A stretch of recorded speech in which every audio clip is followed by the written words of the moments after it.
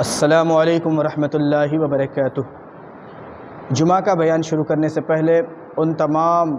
ناظرین سے گزارش ہے جو ہمارے چینل پر پہلی دفعہ آئے ہیں، چینل کو سبسکرائب کر لیں، ویڈیو کو لائک اور شیئر کریں اور زیادہ سے زیادہ لوگوں تک پہنچائیں۔ شکریہ۔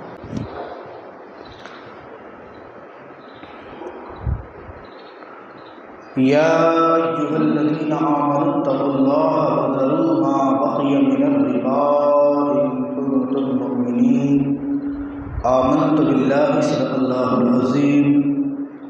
وبلغنا رسولہ النبی الامین المکین الکریم ونحن علی ذلک لمن الشاہدین والشاکرین والحمد للہ رب العالمین۔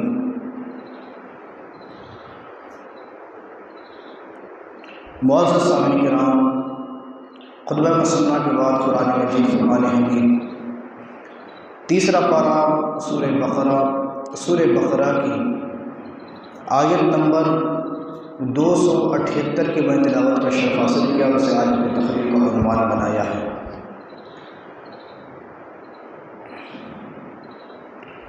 معزز سامعین کرام، اللہ سے قرآن مجید فرقان حمید میں ارشاد فرماتا ہے، یا ایھا الذین آمنوا اتقوا اللہ وذروا ما بقی من الربا ان کنتم مؤمنین۔ تو اس آیت کریمہ کے تعلق سے چند معروضات پیش کرنے سے پہلے آئیے ہم سب مل کر حکمت خضرہ میں آرام فرمانے والے آقا، ساری کائنات کی رحمت، فخر موجودات، محسن انسانیت، حضور احمد مجتبیٰ جناب محمد مصطفیٰ روحی فدا صلی اللہ تعالی علیہ وسلم کی مقدس بارگاہ میں نہایت یقینت و محبت کے ساتھ درود و بارگاہ پڑھنے کی سعادت حاصل کریں۔ پڑھیں باواز بلند درود شریف، اللہم صلی علی سیدنا محمد وعلی آل سیدنا محمد وبارک وسلم، صلی علیہ صلاۃ و سلام علیک یا رسول اللہ صلی اللہ تعالی علیہ وسلم۔ اللہ عز و جل نے ایمان والوں کو مخاطب کرتے ہوئے فرمایا، اے ایمان والو، اللہ سے ڈرو اور چھوڑ دو جو باقی رہ گیا ہے سود، اگر مسلمان ہو۔ معزز سامعین کرام، بڑے پیار سے اس آیت کریمہ میں مسلمانوں کو، ایمان والوں کو مخاطب کیا گیا ہے اور سود کی مذمت کو واضح کیا ہے۔ عام طور پہ سود کہتے کس کو ہیں، آج کے دور میں اکثر لوگوں کو نہیں معلوم، اس اعتبار سے نہیں معلوم کہ اس کا اسلام میں عذاب کے تعلق سے کیا کچھ احکامات آئے ہیں اور کس انداز میں ڈرایا گیا ہے، احادیث کریمہ نے اس کے تعلق سے کیا کچھ کہا ہے، اسلام کیا کہتا ہے، قرآن مجید اس کے تعلق سے کیا کہتا ہے۔ تو ظاہر سی بات ہے اس تعلق سے ہمیں سننا نہایت ضروری ہے، اس کے بارے میں معلومات حاصل کرنا نہایت ضروری ہے۔ تو معزز سامعین کرام، سود کے تعلق سے آج ہم اس انداز میں اس کو سمجھ سکتے ہیں کہ لوگوں میں جو مشہور ہے، کہتے ہیں انٹرسٹ، یا پھر اس کو اس انداز میں سمجھنے بیاج، یا پھر اس انداز میں سمجھ لیں آسان الفاظ میں کہ مثال کے طور پر کسی نے کسی کو 1 لاکھ روپے دی، پھر جب واپس اس نے لینا ہے تو وہ 1,10,000 روپے لے رہا ہے، تو 1 لاکھ کے بعد جو 10,000 روپے کی زیادہ رقم ہے، اس رقم کو سود کہتے ہیں، اسی کو انٹرسٹ کہتے ہیں، اسی کو بیاج کہتے ہیں، اسی کو وڈی کہتے ہیں۔ تو معزز سامعین کرام، اللہ کے رسول صلی اللہ علیہ وسلم کا فرمان علی شان ہے، سود لینا، سود دینا اور سود کے کاروبار کے تعلق سے بیچ میں گواہ بننا یا اس کی خط و کتابت یعنی لکھائی پڑھائی کرنا، ان سب کے تعلق سے اللہ کے رسول صلی اللہ علیہ وسلم نے ارشاد فرمایا کہ یہ جہنمی ہے۔ اللہ اکبر۔ انداز کو لگائیں کہ کئی سارے جگہوں پر ایک بڑی عجیب و غریب بات ہے کہ لوگ بڑے بھولے بن جاتے ہیں گناہ کے معاملے میں، انہیں نہیں سمجھ آتا کہ یہ گناہ ہے کہ ہمیں اس سے روکنا چاہیے، وہ اس وقت گواہ بن کر پیش ہو جاتے ہیں، اگلے آدمی کو قرضہ بھی سود پر دلا دیتے ہیں، اور نیک نامی اپنی بڑھانے کی کوشش کرتے ہیں۔ تو معزز سامعین کرام، اس حدیث مبارکہ کو یاد رکھیں جس میں کہا گیا سود لینا، سود دینا، سود کا لکھنا، سود کا گواہ بننا، ان سب کے تعلق سے اللہ کے رسول نے فرمایا کہ ان سب پر اللہ کی لعنت اور جہنم ہے۔ اللہ اکبر۔ اور حدیث مبارکہ میں آیا کہ سود کے بہت زیادہ نقصان اور اس کی وعیدیں ہیں، اس میں سب سے ادنا جس کو کہا گیا تو وہ بھی اتنا بڑا گناہ، اتنا بڑا گناہ ہے کہ اگر کوئی صحیح معنوں میں اس بات کو سمجھے تو اس کے رونگٹے کھڑے ہو جائیں۔ کہا گیا کہ اس کا ادنا معاملہ یہ ہے کہ اپنی ماں سے زنا کرنے کے برابر۔ اللہ اکبر۔ ہم غور تو کر کے دیکھیں کہ سود کے تعلق سے کتنے وعیدیں آئی ہوئی ہیں۔ اور آگے دیکھیں اللہ عز و جل نے قرآن مجید میں کیا فرمایا۔ اللہ عز و جل فرماتا ہے فَإِن لَّمْ تَفْعَلُوا فَأَذَنُوا بِحَرْبٍ مِّنَ اللَّهِ وَرَسُولِهِ وَإِن تُبْتُمْ فَلَكُمْ رُءُوسُ أَمْوَالِكُمْ لَا تَظْلِمُونَ وَلَا تُظْلَمُونَ۔ اللہ عز و جل فرماتا پھر اگر ایسا نہ کرو تو یقین کرو۔ اللہ عز و جل نے پہلے تو فرمایا کہ ایمان والو اللہ سے ڈرو اور چھوڑ دو جو باقی سود ہے اس کو چھوڑ دو، ترک کر دو۔ اگر مسلمانوں سے کہا کہ سود کے بالکل قریب مت جاؤ، نہ لو نہ دو، کچھ بھی معاملہ نہیں۔ آگے پھر فرماتا ہے پھر اگر ایسا نہ کرو تو یقین کرو، یعنی اگر تم سود سے نہیں رک رہے، سود سے ہٹنے والے نہیں ہو، سود کو چھوڑنے والے نہیں ہو، فَأَذَنُوا بِحَرْبٍ مِّنَ اللَّهِ وَرَسُولِهِ، اللہ اور اس کے رسول سے لڑائی کرنے کے برابر، تو پھر تیار ہو جاؤ اللہ اس کے رسول سے لڑنے کے۔ وَإِن تُبْتُمْ فَلَكُمْ رُءُوسُ أَمْوَالِكُمْ، اور اگر تم توبہ کرو تو اپنا اصل مال لے، جو اپنا اصل مال جتنے دیے تھے اتنے لے لو، باقی کو جو ہے سود کا جو آگے بڑھ رہا تھا اس کو چھوڑ دو۔ لا تظلمون ولا تظلمون، نہ تم کسی کو نقصان پہنچاؤ نہ تمہیں نقصان۔ تو بڑا پیارا جو ہے یہاں پر پیارے انداز میں اس بات کو سمجھایا گیا کہ کہا گیا کہ جتنی تمہاری اصل رقم بنتی ہے اتنی لے لو، باقی کا چھوڑ دو، اس لیے کہ نہ تم کسی پر ظلم کرو نہ تم پر کوئی ظلم ہو۔ معزز سامعین کرام، اسی کے مقابلے میں اللہ عز و جل نے بیع کو کہا، تجارت کو، خرید و فروخت کو، کاروبار کو، اور پھر ساتھ کے ساتھ کہا اللہ عز و جل وَيُرْبِي الصَّدَقَاتِ، صدقے کو اللہ عز و جل بڑھاتا ہے۔ جیسا کہ قرآن مجید میں اللہ عز و جل نے فرمایا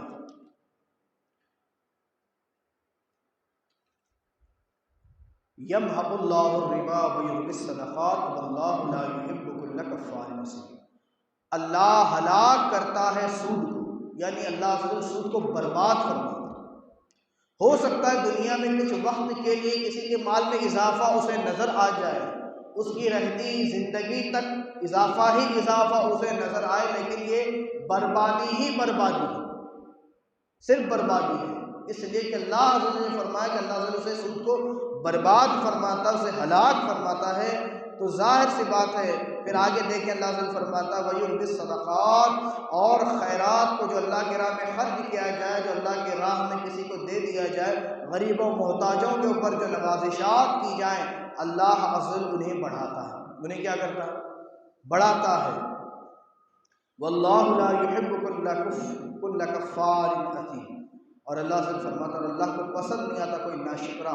بڑا گنہگار، اور اللہ عز و جل کو ایسے بندے پسند نہیں آتے جو اس کے احکام میں خلاف ورزی کرنے والے، تکبر کرنے والے، بڑائی کرنے والے، اپنے مرضی چلانے والے اللہ عز و جل کو پسند نہیں آتے۔ تو معزز سامعین کرام، اللہ عز و جل آگے فرماتا ہے ان الذین آمنوا وعملوا الصالحات واقاموا الصلاة وآتوا الزکاة لهم اجرهم عند ربهم ولا خوف علیہم ولا هم یحزنون، بے شک وہ جو ایمان لائے اور اچھے کام کیے اور نماز قائم کی اور زکوٰۃ دی، ان کا نیک یعنی ان کا انعام ان کے رب کے پاس ہے، اور نہ انہیں کچھ اندیشہ ہو نہ کچھ انہیں غم ہو۔ پھر آگے اللہ عز و جل نے اس آیت کریمہ کو، جس کو میں نے آج اپنی تقریر کا عنوان بنایا یا ایھا الذین آمنوا اتقوا اللہ وذروا ما بقی من الربا ان کنتم مؤمنین، فرمایا اور ایمان والوں کو بڑی محبت کے ساتھ سمجھایا جو سود کی رقم جو تمہاری ہے اس کو چھوڑ دو، اور کیا کرو اگر تم مسلمان اس کو چھوڑ دو، اور ایسا نہیں کرو گے تو یقین کر لو اللہ اس کے رسول سے لڑنے کے لیے تیار ہو جاؤ، اور اگر تم نے جو ہے معاف کر دیا، چھوڑ دیا اور توبہ کر لی، اور تمہارے لیے لازم ہے کہ تم توبہ کرو اور اپنا اصل مال لے لو اور جو زائد ہے اسے چھوڑ دو، نہ تم کسی پر زیادتی کرو اور نہ تم پر کوئی زیادتی کرے۔ اللہ نے بڑے اچھے انداز میں بڑی نصیحت کے ساتھ قرآن مجید میں اس کا ذکر فرمایا۔ تو ظاہر سی بات ہے ہمیں یہ بات سمجھنی بہت زیادہ ہے۔ حدیث مبارکہ میں اللہ کے رسول صلی اللہ علیہ وسلم کا فرمان نشان ہوتا ہے کہ اللہ کے رسول صلی اللہ علیہ وسلم نے سود خوروں کو جہنم میں اس حال میں دیکھا کہ ان کے پیٹ کمرے کے اتنے بڑے بڑے تھے۔ انداز لگا ہے، ہم اور تو کر کے دیکھیں کہ کیا کیفیت ہوگی جس پیٹ کے اندر ہم ڈالنے کے لیے اتنے پریشان ہوئے جا رہے ہیں، اس مال کی محبت میں اتنے اندھے ہوتے چلے جا رہے ہیں، سود کی طرف ہماری توجہ ہے، تو اس کی کیفیت، اس کا انجام یہ ہے کہ اللہ کے رسول صلی اللہ علیہ وسلم نے سود خوروں کو جہنم میں اس حال میں دیکھا کہ ان کے پیٹ کمروں اتنے بڑے بڑے تھے۔ انداز لگا کتنی بھیانک سزا۔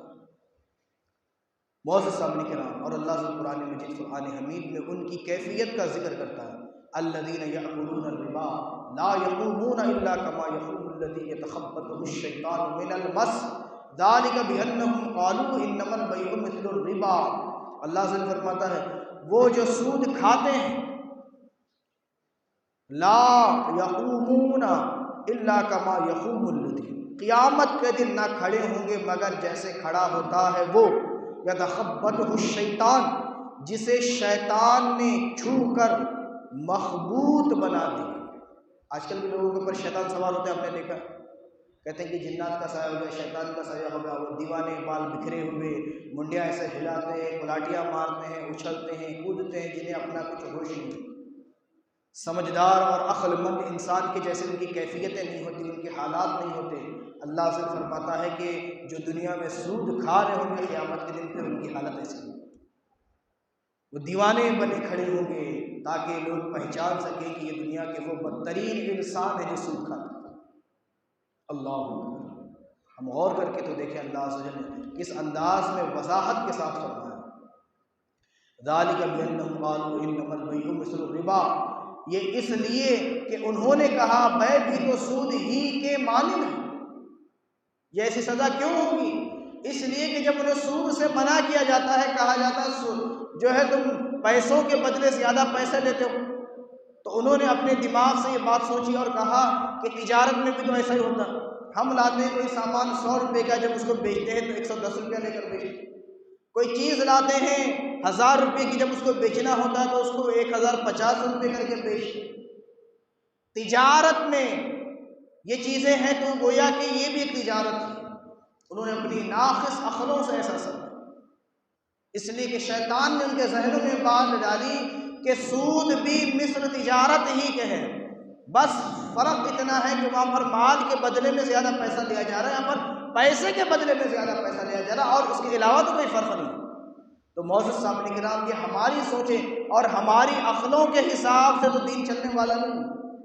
اللہ کے احکام بدلنے والے نہیں ہیں، یہ ہم سوچ رہے ہیں، لیکن اللہ عز و جل نے جس کو حرام کر دیا وہ قیامت تک کے لیے حرام، جسے حلال کر دیا وہ قیامت تک کے لیے حلال۔ اللہ نے تجارت کو حلال کیا، سود کو حرام کیا، اور صدقے کے تعلق سے فرمایا کہ اللہ عز و جل سے جو ہے اور اس میں برکت عطا فرمائے گا، اسے بڑھائے گا۔ بندہ تو لگائے، جیسے حکمت کے تعلق سے بزرگان دین مفسر کرام فرماتے ہیں کہ اگر سود کو حلال رکھا جاتا تو معاملہ یہ ہوتا کہ جو مالدار تھے وہ اور زیادہ مالدار ہو جاتے، اور جو غریب ہے وہ اور زیادہ غریب ہو جاتے، معیشت تباہ و برباد ہو جاتی، اس لیے کہ جو سود کا کاروبار کرتا ہے اس کے ذہن میں یہ ہوتا ہے کہ جس نے سود سے اس سے پیسہ لیا ہے وہ کبھی چکا ہی نہ سکے، بس سود بڑھتا رہے اور اس سے جو ہے سود کے شکل میں اس کا وہ خون نچوڑتا رہے، اسے وہ تباہ و برباد کر دے، ختم کر دے اسے۔ اور آج غور کریں تو ہمیں بھی پتہ چلتا ہے، ظاہر سی بات ہے ہر کوئی آج کے دور میں جانتا ہے کہ قرض لینے کے بعد جب قرض نہیں بنتا تو نوبت یہاں پر پہنچتی ہے کہ لوگ کبھی ٹوائلٹ میں پھانسی لگا کر مرتے ہیں، کبھی اپنے کمروں میں پھانسی لگا کر مرتے ہیں، کبھی جان بوجھ کر گاڑیوں کو جو ہے بڑی گاڑیوں میں گھسا کر پوری فیملی کے ساتھ مر جاتے ہیں، اس لیے کہ معاملات ایسے ہوتے ہیں کہ شوق سے تو سود لے لیے، تمام معاملے کر دی، اب سود ادا نہیں ہوتا، اس لیے کہ ایک طرف تو منحوسیت اس کی وجہ سے آ گئی، اللہ اور اس کے رسول کی ناراضگی الگ آ گئی، اب جو کام اس کے بنتے تھے اس نحوست کی وجہ سے وہ بھی چوپٹ ہو گئے، اس لیے کہ انسان نے اپنی خواہشات کے پورا کرنے کے لیے جو غلط قدم اس نے اٹھایا، جو غلط طریقے کو اس نے اختیار کیا، اس نے نہ صرف اس کی زندگی تباہ و برباد کی، اس کے چین اور سکھ کو برباد کیا، بلکہ اس کی آخرت کو بھی تباہ و برباد کر دیا، اللہ اور اس کے رسول کی ناراضگی بھی اس کے مقدر میں آ گئی۔ تو معزز سامعین کرام، صبر کے ساتھ اپنی کمائی میں گزر بسر کرنے کے تعلق سے غور و فکر کریں۔ ہم وہ قوم ہیں جن کا نام مسلمان ہے، ہم اس اسلام کے ماننے والے ہیں جس اسلام نے ہمارے تعلق سے آسانیاں رکھی، دین فطرت ہے جس کے ہم ماننے والے ہیں، پھر بھی اگر ہم سود سے باز نہیں آتے، پھر بھی ہم اپنی خواہشات کو کنٹرول نہیں کرتے، پھر بھی ہم اپنی محنت اور مشقت سے حاصل ہونے والی روزی پر قناعت نہیں کرتے، اور ہماری ہوس، ہماری طلب چاہے جائز ہو ناجائز ہو، بس ہمارے اندر لالچ کا وہ بھوت سوار ہو جائے کہ بس آنا چاہیے آنا چاہیے، دیکھنے کے بعد دینے کے بعد دیکھا جائے، تو پھر معاملے ایسے ہی ہوتے ہیں، پھر اس کے بعد پچھتانے سے بھی فائدہ نہیں ہوتا، پھر اس کے بعد جو ہے جان دینے سے بھی فائدہ نہیں ہوتا، اس لیے کہ آخرت کو تباہ و برباد ہو جاتی ہے۔ ایک مرتبہ درود مبارکہ پڑھیں، اللہم صلی علی سیدنا محمد وعلی آل سیدنا محمد مبارک وسلم، صلو علیہ الصلاۃ والسلام علیک یا رسول اللہ صلی اللہ تعالی علیہ وسلم۔ معزز سامعین کرام، سود کہتے کس کو ہے، آج ہمیں اس کو اچھی طریقے سے سمجھیں۔ سود صرف پیسوں میں نہیں ہوتا، سود صرف پیسوں میں نہیں ہوتا، سود کئی چیزوں میں ہوتا ہے۔ ایک جنس، مثال کے طور پر گیہوں ہے کہ کوئی کسی کے پاس گیہوں لیا تو لیتے وقت اس نے جو ہے 10 کلو گیہوں لی، اب جب لوٹانا ہے تو اگر 11 کلو گیہوں لوٹا رہا ہے تو یہ بھی سود۔ کسی نے چاول لیے 25 کلو، جب لوٹانا ہے تو 26 کلو لوٹا رہا ہے، یہ بھی سود۔ سونا ہے، سونے کے بدلے سونے کا تبادلہ ہو رہا ہے، دے رہا ہے زیادہ سونا، لے رہا ہے کم سونا۔ یہ بات آج میں آپ کو سمجھانا چاہتا ہوں۔ آج کل اس میں ہمارے مسلمان خاص کر بہت زیادہ کمزور ہیں، ان کے پاس ہوتا ہے سونا، یہ الگ چیز ہے کہ پرانا سونا ہوتا ہے، اب وہ دکان پر جاتے ہیں نیا سونا لے لیں گے، اس لیے کہ وہ سونا کچھ کمزور ہو جاتا ہے استعمال کرنے کی وجہ سے، اب وہ کیا کرتے ہیں، وہ پرانا سونا دے دیتے ہیں، پھر نیا سونا لے لیتے ہیں، پھر اس کے بعد ایکسٹرا اماؤنٹ وہ پے کرتے ہیں، حالانکہ انہوں نے دیا کتنا سونا، اگر مثال کے طور پر 5 تولے سونا انہوں نے دیا، اب 5 تولے سونے کا دوسرا زیور لے رہے ہیں، تو پھر ایکسٹرا پیسے کس چیز سے، یہ جو ایکسٹرا پیسے دیے جا رہے ہیں سونا۔ اب بات سمجھ رہے ہیں تو آپ بولیں گے پھر بھائی معاملے تو ایسے ہی چل رہے ہیں، مسئلے تو ایسے ہی حل ہو رہے ہیں، آج کل کا کاروبار ہی سونے کا اس انداز میں چلتا ہے، چاندی کا اس انداز میں چلتا ہے، تم کون سی نئی بات بتا رہے، اس کے بغیر تو چارہ نہیں، تو اس کے بغیر چارہ نہیں ہے، یہ ہم نے اپنے طور پر سوچ رکھا، ہم نے یہ کوشش ہی نہیں کی کہ سونے کی خرید و فروخت کا صحیح طریقہ اسلام نے کیا دیا ہے، وہ ہم نے اس کی طرف توجہ ہی نہیں، اگر توجہ دیتے تو آج تک ان گناہ میں نہ پڑتے، ویسے گناہ میں آج تک نہ پڑتے، اللہ اور تو کر کے دیکھیں۔ تو اسلامی طریقہ کیا ہے، آپ کے ذہن میں بات آ، اسلامی طریقہ یہ ہے کہ آپ پہلے اپنا سونا بیچ دیں، اس کی رقم لے لیں، بات سمجھ رہے ہیں، فرق کو سمجھ رہے ہیں، آپ اپنا سونا بیچ دیں، اس کی رقم، اس کا روپیہ جو کیش ہے وہ اپنے ہاتھ میں لے لیں، اب آپ کا سونا بک گیا، چاہے 1 لاکھ کا سونا آپ جو ہے 50,000 میں بیچ دیں، اس سے میرا کوئی تعلق نہیں، اب جب آپ خرید رہے ہیں تو 50,000 کا سونا 60,000 میں خرید لیجیے، کوئی مسئلہ نہیں، لیکن اگر تبادلہ سونے کا روپیے سے ہو رہا ہے تو درست ہے، اگر سونے کا تبادلہ سونے سے ہو رہا ہے اور کمی اور زیادتی سے ہو رہا ہے تو یہ سونا، یہ گناہ ہے، یہ حرام ہے، اس بات کو یاد رکھیں۔ لوگوں کو پتہ ہی نہیں کہ جا رہے ہیں بازاروں کو، یہ تھوڑا ٹوٹ گیا، وہ تھوڑا ٹوٹ گیا، تھوڑا کمزور ہو گیا، اس کو ڈالنا ہے، دوسرا سنا ہے، بھائی اب کتنا اور زیادہ کتنا چاہیے، اتنا دے، آپ بات میری سمجھ لیں، اگر بات سمجھ لیں تو بہت اچھی بات ہے۔ مثال کے طور پر جو سونا خریدتے ہیں اس کی قیمت زیادہ ہوتی ہے، جو سونا بیچتے ہیں اس کی قیمت کم ہوتی ہے۔ آپ کو پتہ ہے کہ نہیں پتہ؟ 20% کم از کم وہ کم آپ کو پیسے دیں۔ اب آپ اپنے ذہن کے کیلکولیٹر پر اس کو کم کر کے باقی کا سونا عدل بدل کر لے رہے ہیں، حالانکہ یہ جو ہے شرعاً جائز نہیں ہے۔ آپ کو کیا کرنا پڑے گا؟ وہ آپ بیچ دیے، چاہے کم میں بیچ دیے، اس کی قیمت پہلے لیجیے، اب آپ نیا سونا خریدیں پیسے سے، تو آپ سود سے بچ جائیں، اس زیادتی سے بچ جائیں گے۔ اس لیے کہ جنس کا جب تبادلہ ہوتا ہے، جنس یعنی ایک چیز، سونے کے بدلے سونا، چاندی کے بدلے چاندی، پیسے کے بدلے پیسہ، غلے کے بدلے غلہ، چنے کے بدلے چنا، جواری کے بدلے جواری، گیہوں کے بدلے گیہوں، اور دال کے بدلے دال، جو چیز تبادلے میں ہو رہی ہے تو اسلام نے اس کے تعلق سے حکم یہ دیا ہے کہ برابر کا برابر ہونا چاہیے، کمی زیادتی کی گنجائش نہیں۔ کس کی گنجائش نہیں؟ کمی زیادتی کی۔ آپ یہ نہیں کہہ سکتے کہ میرا اچھا ہے تمہارا خراب، اس لیے میں کم لوں گا اور تم سے زیادہ لوں گا، ایسا نہیں ہو سکتا۔ اگر اس کے بدلے میں وہی جنس لے رہے ہیں تو برابر برابر ہونا پڑے، ورنہ پھر اگر آپ گیہوں لے رہے ہیں اور اس کے بدلے پیسے دے رہے ہیں تو اس میں کوئی سود نہیں۔ اگرچہ آپ 100 روپے کا گیہوں 120 روپے میں بیچ دیں یا 120 میں خرید لیں، کوئی مسئلہ نہیں، کوئی اس میں جو ہے آپ سے پوچھ نہیں ہے، کوئی گناہ نہیں ہے۔ وہی اگر 1 کلو گیہوں کے بدلے 1 کلو گیہوں نہیں بلکہ 1.25 کلو گیہوں نہیں بلکہ 2 گرام بھی اگر گیہوں آپ زیادہ دے رہے ہیں تو وہ زیادتی و سود۔ سود کو سمجھیے نا، اگر سود آج ہمیں سمجھ میں آ گیا تو سمجھیں کہ آج ہمارے یہاں پر بیٹھنے کا مقصد حل ہو گیا۔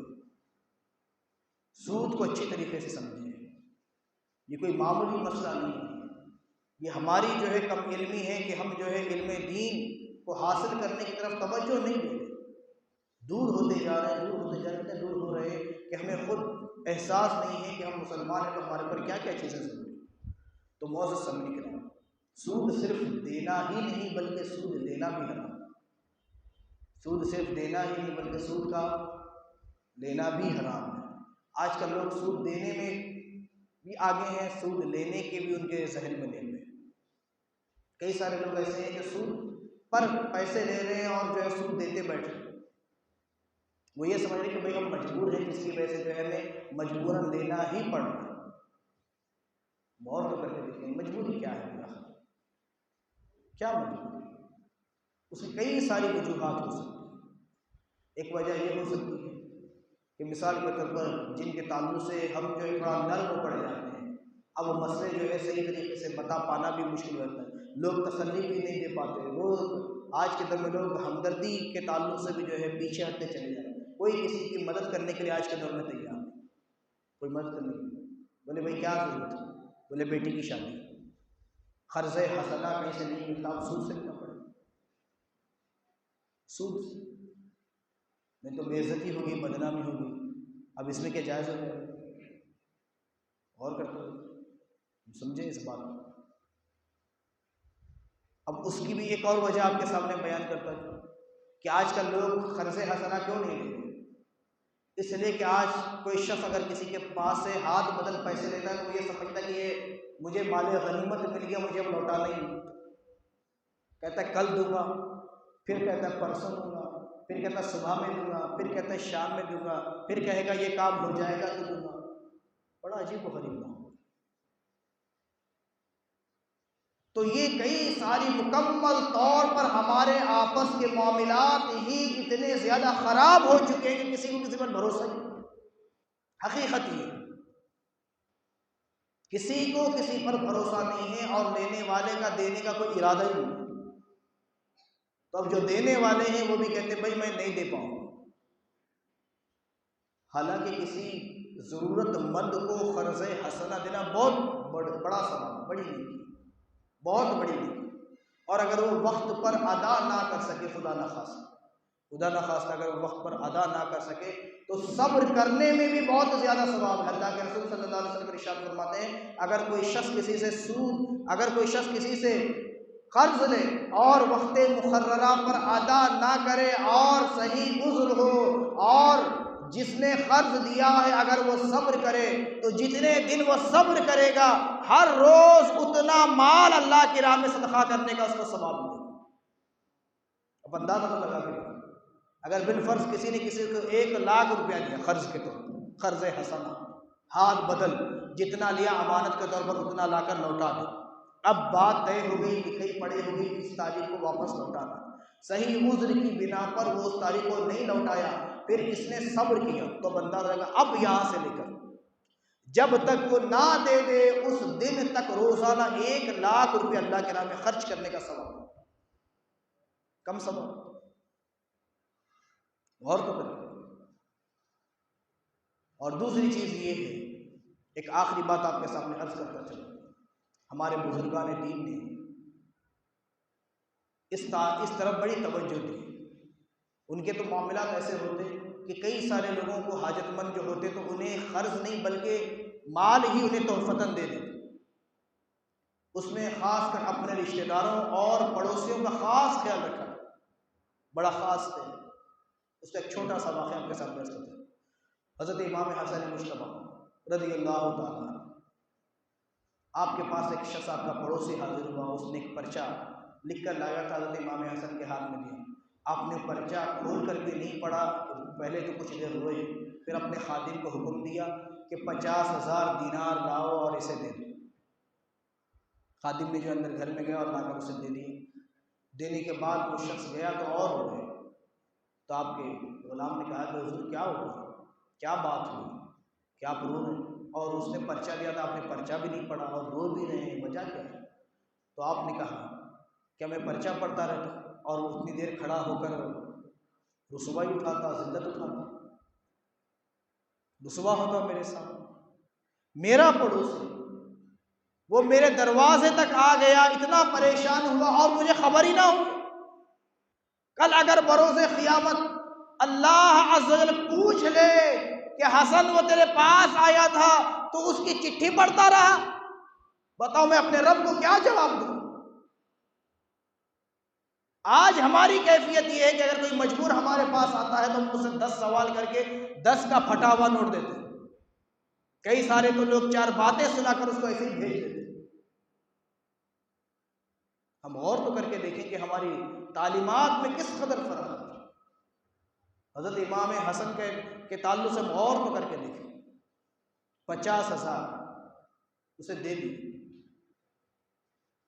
یہ تک نہیں پوچھے کہ تمہاری ضرورت کتنی ہے، کس وجہ سے ضرورت ہے، آنا کیسا ہوا، نہ اس کی چٹھی کھول کر پڑھے، نہ کچھ اس سے پوچھے، بس معاملہ یہ تھا کہ اس کو دیکھے اور سمجھ گئے کہ ضرورت مند ہے تو ایسی مدد کی۔ اندازہ تو لگائیں کیسی مدد تھی۔ 50,000 سونے کے سکے دے دیے، کیسی سخاوت تھی، کتنی زیادہ سخاوت تھی۔ آج سخاوت کے معاملے میں ہماری سوچیں کیسی ہیں، ہماری فکریں کیسی ہیں، ہمارے معاملات کیسے ہیں، غور تو کر کے دیکھیں۔ معزز سامعین کرام، اس قدر سخاوت بزرگان دین نے کی کہ اس کی کوئی مثال نہیں۔ حضرت امام اعظم ابو حنیفہ رحمۃ اللہ تعالیٰ کے تعلق سے ملتا ہے، آج اللہ عز و جل نے آپ کو بہت مالدار بنایا، بے شمار، تو آپ اپنی دولت سے ایک خاص حصہ آپ ہمیشہ نکال کر رکھا کرتے، جو بھی مجبور آئے، پریشان حال آئے، اسے جو قرض دے دو۔ ہمیشہ آپ کے گھر کا دروازہ کھلا ہوتا، جو بھی مجبور اور پریشان آئے مانگنے کے لیے قرض، آپ اس کو قرض دے دیتے، مہلتیں بھی دیتے، یہاں تک معاملہ ہوتا کئی سارے لوگوں کو معاف بھی کر دیتے۔ اس کا ایک واقعہ آپ کے سامنے عرض کرتا چلوں۔ ایک دفعہ آپ بازار سے جا رہے تھے کہ آپ کی نگاہ پڑی، آپ سے جس نے قرض لیا تھا مخروص تھا، اس نے آپ کو دیکھا اور چھپ گیا۔ دوسری روایت میں ہے کہ اس نے راستہ بدل کر جانے لگا، تو آپ نے اس کو بلایا، بلانے کے بعد پوچھا بتا تو میرا سامنا کیوں نہیں کیا؟ تو اس نے روتے ہوئے کہا کہ حضور میں تو چاہتا ہوں جلد سے جلد آپ کا قرض ادا کر دوں، لیکن معاملہ یہ ہے کہ میرے کام نہیں بن رہے اور میرے پاس رقم نہیں آ رہی کہ آپ کا میں جو ہے قرض ادا کروں۔ تو حضرت امام اعظم ابو حنیفہ کے آنکھوں میں آنسو ہوئے، کہا کہ یہ مال جو ایک بھائی کو دوسرے بھائی سے دور کر دے، سلام و کلام بھی ترک کر دے، لعنت ایسے مال پر، جا میں نے تجھے معاف کیا۔ اندازہ تو لگانا ہے کیسے ان کے دل تھے۔ کہتے ہیں ایک دفعہ میت میں شرکت کی امام اعظم ابو حنیفہ، قبرستان کی طرف پہنچے تو قبرستان کو لگ کر ایک گھر تھا، شدت کی گرمی کا موسم تھا، اور ظاہر سی بات ہے جب دفن کے لیے جاتے ہیں، قبر میں مردے کو لٹانے کے لیے جاتے ہیں تو کبھی کبھی دیر ہو جاتی ہے، کبھی کھودنے میں، کبھی جو ہے مٹی دینے میں دیر ہو جاتی ہے، کبھی ایسا ہوتا ہے کہ کسی کا انتظار کرنا پڑتا ہے۔ تو دیکھیں کہ ایک گھر قریب ہے اور اس کا کچھ سایہ پڑ رہا نیچے، لوگ اس سائے میں کھڑے ہیں، اور حضرت امام اعظم ابو حنیفہ رحمۃ اللہ علیہ عمر دراز ہیں، بڑھاپے کا وقت قریب ہے، بڑھاپا چل رہا ہے، لیکن آپ جو ہے اس چھاؤں سے فائدہ حاصل نہیں کرتے۔ تو لوگوں نے آپ سے پوچھا کہ حضور آپ وقت کے امام ہیں، اتنے بڑے جو ہے امام ہیں، اور آپ جو ہے دھوپ میں کھڑے ہیں، آئیں آپ بھی چھاؤں میں ٹھہرے ہیں۔ لوگوں نے جگہ بنا دی، وہ عقل والے اور ہوش والے لوگ تھے، انہیں اب جگہ بنا دی، لیکن حضرت امام اعظم ابو حنیفہ رحمۃ اللہ علیہ نے جو فرمایا بے شک ہمارے دل پر بھی یہ ضرور دستک دے گا۔ آپ نے فرمایا کہ میں اللہ سے اس بات پر ڈرتا ہوں کہ جس گھر کا سایہ جس کے لیے تم مجھے بلا رہے ہو اس گھر کا مالک میرا مخروض ہے، میں اس لیے ڈرتا ہوں کہ اس کے گھر کا سایہ میں حاصل کروں، فائدہ حاصل کروں اور یہ سود میں نہ شامل ہو۔ اس کے گھر کا سایے سے فائدہ حاصل کرنے سے میں ڈرتا ہوں کہیں یہ بھی سود میں نہ شامل ہو جائے۔ کیسا ان کا تقویٰ تھا، کیسی ان کی اعلیٰ سوچیں تھیں، کیسی ان کی فکریں تھیں، ہم غور تو کر کے دیکھیں۔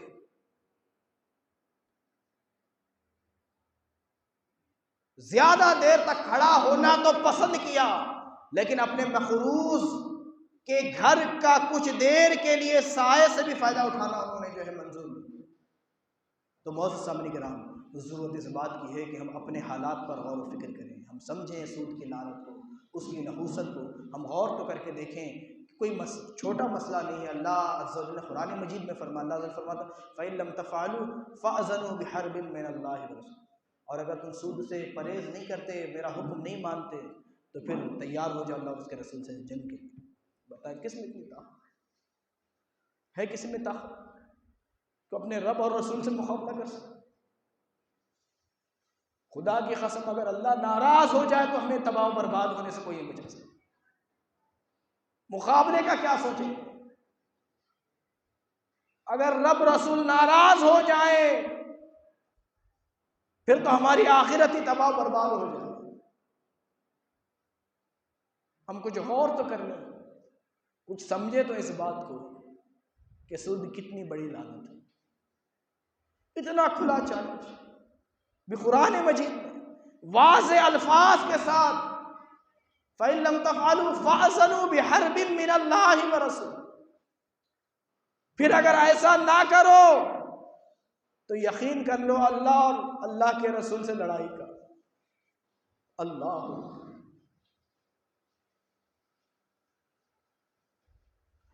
پھر آگے اللہ نے فرمایا وَإِن تُبْتُمْ فَلَكُمْ رُءُوسُ أَمْوَالِكُمْ، اور اگر تم توبہ کرو اور اپنا اصل مال لے لو اور نہ تم کسی پر ظلم کرو اور نہ تم پر کوئی ظلم کرے۔ معزز سامعین کرام، اللہ کے رسول صلی اللہ علیہ وسلم کا فرمان ہے کہ آخری دور میں سود اتنا عام ہوگا، اتنا عام ہوگا کہ جو لوگ نہ بھی چاہتے ہوں گے تب بھی کم از کم سود کی دھول تو ان پر ضرور پڑ جائے۔